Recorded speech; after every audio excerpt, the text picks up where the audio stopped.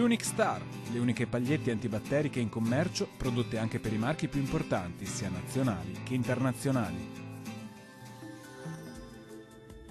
Ben ritrovati al meteo. Sarà una bella giornata di sole sul Triveneto. Nel dettaglio, sul Veneto ci attende una giornata festiva all'insegna del sole. Il tempo dunque sarà asciutto e stabile su tutti i settori e il cielo si presenterà poco o parzialmente nuvoloso. Non sono attese precipitazioni degne di nota.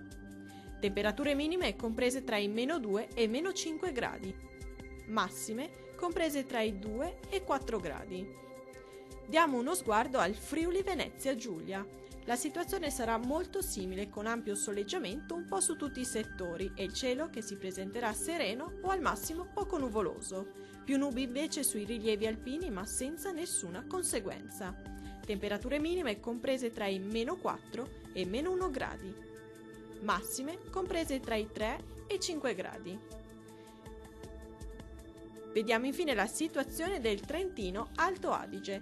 Bel tempo sulla nostra regione, dove sarà il sole a prevalere. Non si escludono locali nevicate a bassa quota sui confini alpini. Ampio soleggiamento invece altrove, con il cielo che si presenterà sereno o poco nuvoloso ovunque.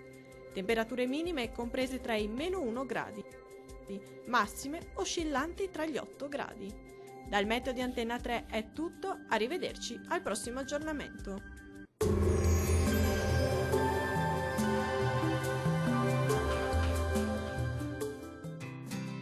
L'Unic Star, le uniche pagliette antibatteriche in commercio, prodotte anche per i marchi più importanti, sia nazionali che internazionali.